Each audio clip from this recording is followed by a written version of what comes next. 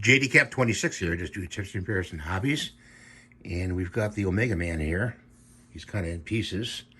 And we're going to put him together with blue-green or green stuff.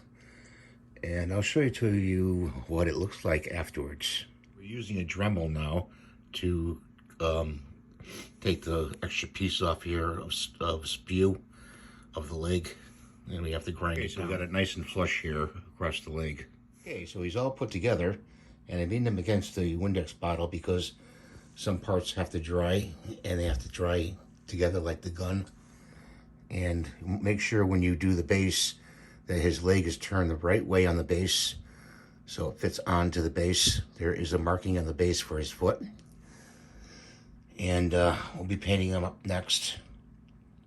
So I hope you liked this video. I hope you rate and subscribe and give me the thumbs up.